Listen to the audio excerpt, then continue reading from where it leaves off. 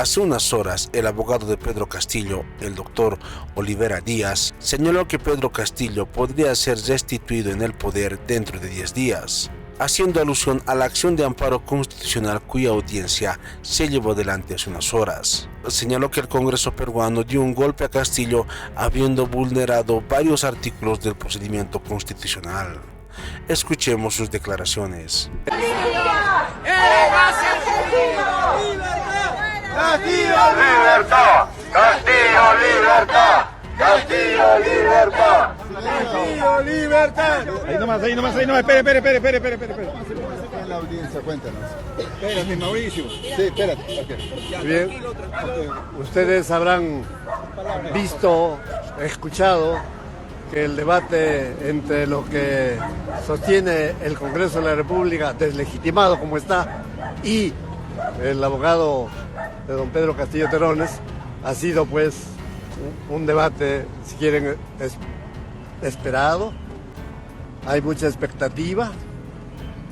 Con el optimismo que me caracteriza en todos los procesos en que intervengo, veo que la justicia constitucional amparará nuestra demanda por violación al debido proceso y violación al derecho constitucional de defensa, y en consecuencia declarará nula la vacancia.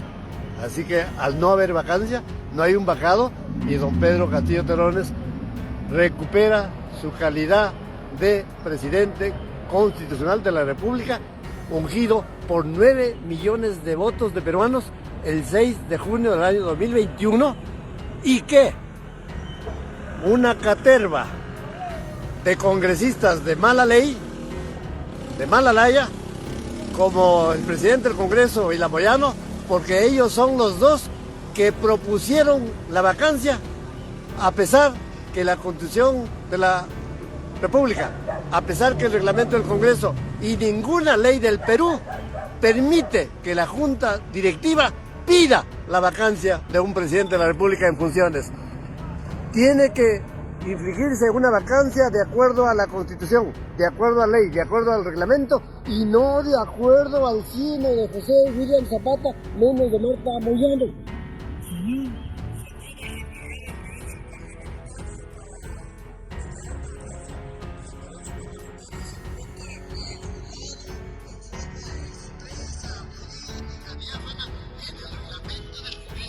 Y el reglamento del Congreso establece en el artículo 89A un procedimiento para declarar la vacancia. Un procedimiento. Acá no se siguió ninguno. No hubo moción de vacancia escrita, firmada por 26 congresistas. No hubo el inventario de los hechos que se imputen al que iban a vacar. No hubo documento acreditativo de esos hechos. No hubo citación al que iban a vacar. No hubo citación a la defensa con esa moción. Y no hubo el documento, pues, les digo que es fundamental, porque ese documento se da cuenta al Pleno del Congreso. Y es el Pleno, no la Junta Directiva mencionada. El Pleno del Congreso es el que debate el contenido de la moción. ¿Pero qué contenido si no, nunca se planteó una moción de vacancia? Entonces es el Pleno el que estaba obligado a debatir. ¿Para qué? Para admitir o no una moción de orden del día de vacancia. ¿Cómo va a debatir, cómo va a admitir o no si no había el documento inicial de vacancia? Es como si una sentencia de un juez se condenara a alguien sin que haya la denuncia, sin que haya la demanda. Eso ha sido en este caso, porque esa junta directiva, esa deslegitimada, es la que presentó un proyecto de sentencia, un proyecto de resolución congresal, es decir, un proyecto de sanción al presidente.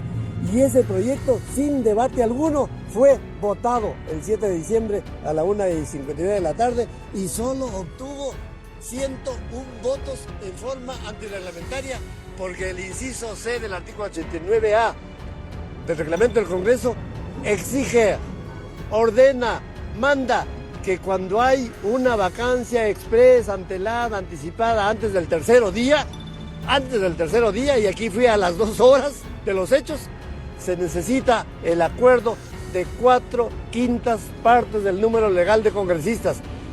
4/5 partes significa 104 votos. 104 votos no solo para señalar fecha anticipada antes del tercer día, no solo para ordenar el debate, que nunca hubo un debate, y para la votación final. Esa votación final tuvo que ser con 104 votos, en cuyo caso sí habría siquiera la resolución final, pero una resolución final no puede existir sacada de la manga como un conejito de la prestidigitación, sin que haya la moción, admisión a trámite y sin que haya el debate correspondiente. Ya ustedes lo sabrán que ese día 7 de diciembre no hubo debate alguno. Ninguno de los 130 congresistas abrió la boca. Por eso es que esta justicia constitucional debe amparar la demanda y, como acto seguido, debe dar cuenta del contenido penal de la conducta ilícita de estos 101 congresistas. En mi concepto, deben ser investigados inmediatamente en forma preliminar, debe pedirse detención preliminar de estos 101 y deben venir los 101 accesitarios, es decir, nuevos congresistas con nuevas caras y no con el cieno que tienen aquellos que hacen una sentencia, una vacancia no arreglada a derecho, infringiendo la Constitución, infringiendo el reglamento y todas las leyes que se refieren a las conductas subsiguientes que han habido en este caso.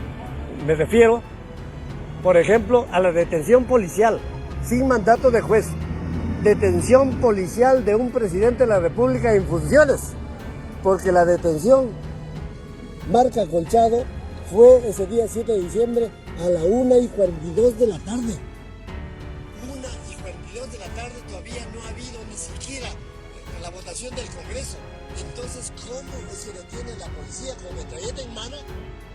Por orden superior. Señor, para que un policía detenga a alguien que lo sorprende en flagrante delito, necesita en efecto que ese policía que detiene, que lo aprehende, tiene que haber visto la consumación de la flagrancia, tiene que haberle constado, tiene que haberlo descubierto al sujeto activo del ilícito en el momento de la realización, de la consumación. Si Harvey Colchado está diciendo que lo detuvo por orden superior, está confesando en su ignorancia y en su cieno que él nunca vio la flagrancia y nunca la pudo haber visto porque la lectura del mensaje, que no es delito alguno, fue dentro del Palacio. En cambio, Pedro Castillo fue detenido en la avenida Wilson, en la esquina con la avenida España, y luego delictivamente fue transportado al seno de la prefectura. De allí vino todo el subsequence de la farsa. Farsa que significa haber puesto al detenido a disposición de la Fiscalía de la Nación. Farsa que significa haber hecho firmar al detenido en presencia de un abogado. Farsa significa que un abogado que no entiende el campo penal en donde se encontraba le hizo firmar al detenido. Y farsa, haber utilizado esa papeleta de detención justamente para pedir detención preliminar judicial que se pidió ese mismo día en horas de la noche, y al siguiente día el juez de investigación preparatoria, Juan Carlos Checla y Soria, declaró la detención preliminar judicial de 7 días en forma totalmente delictiva, en forma totalmente prevaricadora, por cuanto no se puede dictar detención preliminar judicial por un delito no consumado. Y no es mi pequeña interpretación. Señor, quien hace uso de un medio absolutamente inidóneo para producir un resultado imposible, no comete delito. Se encuentra esto establecido en el artículo 17 del Código Penal. Eso es lo que se llama delito imposible. Yo no lo puedo matar al periodista que aquí me está mirando con hacerle así. Ese es un medio absolutamente inidóneo para matarlo. Será medio absolutamente idóneo para romperle un pedacito de oreja. Igual yo no puedo matar a todos los periodistas que me están rodeando con solo desearles la muerte. No, señor. Mi deseo no es punible, mi imaginación no es punible. Desde el derecho romano, las ideas no delinquen. Y lo dice la propia Constitución Política del Perú. No hay delito de opinión. En efecto, en esa lectura del mensaje solo hay ese hecho, lectura del mensaje. Pero con un mensaje no se alza en armas. Nadie se alzó en armas con el mensaje, por lo tanto no hay delito de rebelión. Y lo dice la Constitución Política en su artículo 45, que para que haya delito de rebelión tiene que haberse perpetrado, consumado la disolución del Congreso. Lean por favor el artículo 45 en su última línea de la primera parte que dice hacerlo, la disolución, hacerlo, realizarlo, ejecutarlo, es decir, disolverlo, es delito de rebelión. Y en este caso no hubo ningún delito de rebelión, por eso se esa detención de flamencia absolutamente inconstitucional, delictiva, abusiva, arbitraria, sobre todo con una metralleta apuntando. Y las metralletas que yo puedo ver no son pues para acariciarme la nariz, la oreja, sino una gateadita de la metralleta, y mataban a Pedro Castillo, mataban a su señora, mataban a sus dos hijas que estaban dentro y mataban a Aníbal Torres Vázquez. Gracias. Doctor, ¿cómo se encuentra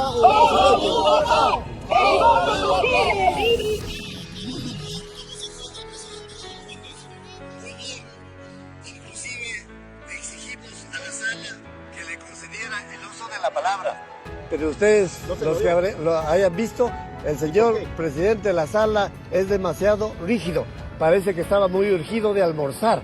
No le concedió el uso de la palabra al demandante. Ojo, al demandante.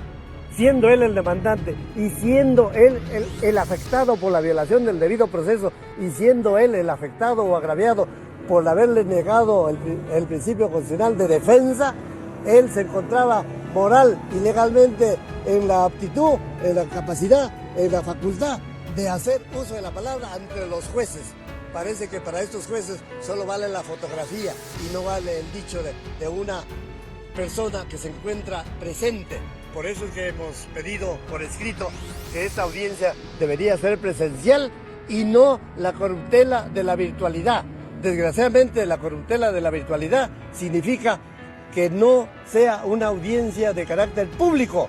Es decir, estos mismos magistrados violan la Constitución política al ser audiencias virtuales, porque la Constitución, la Carta Magna, Carta Política, en su artículo 139, inciso 4, dice que los procesos judiciales que se refieren a violación de derechos fundamentales, como este caso, son siempre públicos,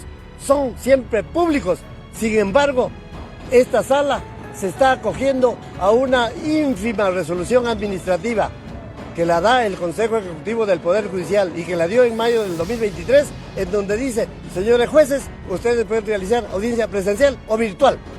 Es decir, le da la discreción de que puedan ellos hacer audiencia virtual, pero eso está violentando a la Constitución, que la Constitución, lo repito, dice, en asuntos de violación de derechos fundamentales, los juicios son siempre públicos y jamás virtuales, pero los jueces ya ves se basan en una resolución administrativa que está violentando un precepto constitucional. Eso no debió darse. Por eso es que lo pedí por escrito que la audiencia sea presencial, pero ese escrito, por obra de estos señores magistrados, ni siquiera ha sido proveído.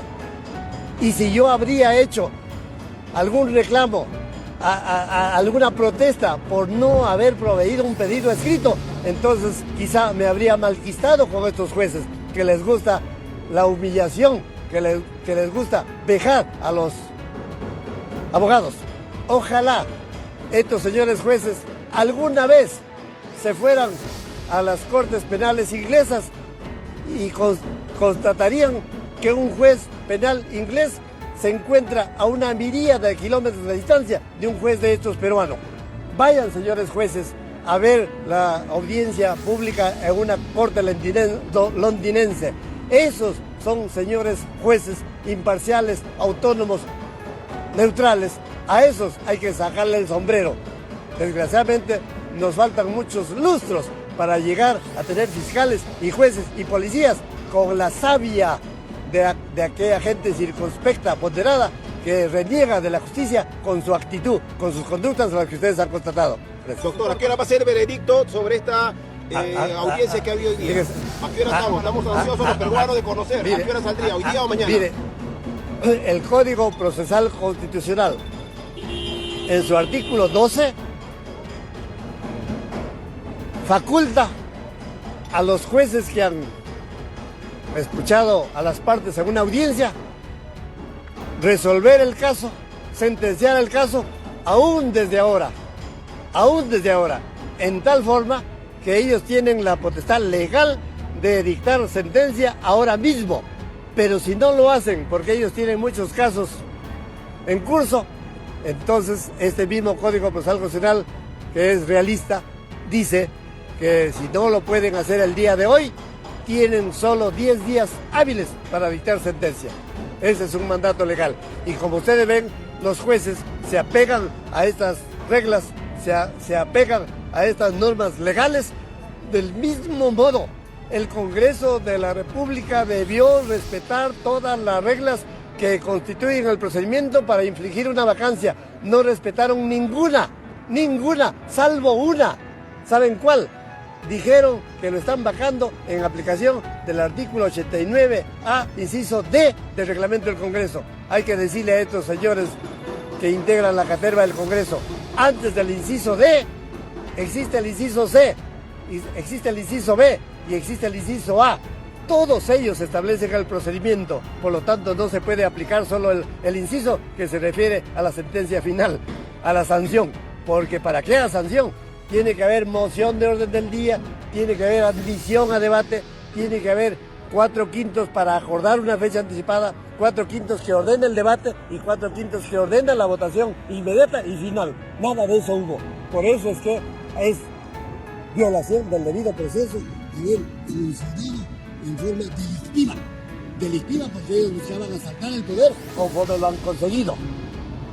lo han conseguido. Y gravemente que en lugar de que haya moción de orden del día, firmada por 26 congresistas, con una decena o decenas de páginas fundamentadas, solo hubo un proyecto de resolución de sanción. Solo hubo una propuesta de la directiva, es decir, una propuesta de José William Zapata, una propuesta de Marta Moyano, propuesta que yo no sé quién la escribió, pero propuesta que ya declaraba la vacancia y que votaron en forma diminuta, 101 votos, debiendo ser 104. Fíjense, ¿por qué es que es 101 o 104 u 87? ¿Porque lo dice Guillermo Olivera Díaz? No, porque esos guarismos se encuentran establecidos en el reglamento del Congreso. Por lo tanto, si yo aplico ese inciso D del artículo 89A, estoy obligado a aplicar todos los otros artículos que se refieren al procedimiento integral. Además, no solo tengo que aplicar el reglamento del Congreso, tengo que aplicar el artículo 113, el inciso 2 de la Constitución Política, que me faculta vacar al presidente por incapacidad moral permanente declarada por el Congreso.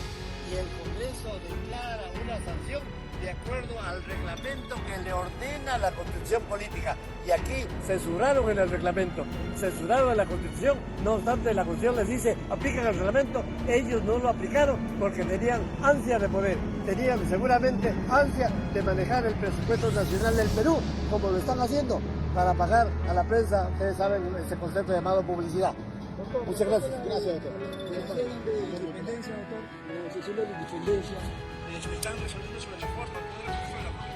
Sí, en efecto, esa es la trastada del Congreso. Castillo, Quieren que la sala declare la improcedencia para que así no vayan al pronunciamiento de fondo. Eso es lo que busca el Congreso. Por eso, jugada y marca doble. Porque plantean litispendencia para que sea la demanda improcedente y también plantean sustracción de la materia para que la juzgada sea improcedente y también plantean sustracción de la materia porque dice que la justicia constitucional, esta de la sala, tercera sala, no debe interferir en la justicia penal.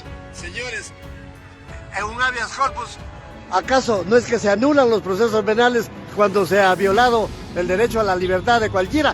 Del mismo modo, cuando se declara fundada una cuestión de amparo, la justicia constitucional sí puede incursionar en toda la vía penal que viene como la que hay contra Pedro Castillo.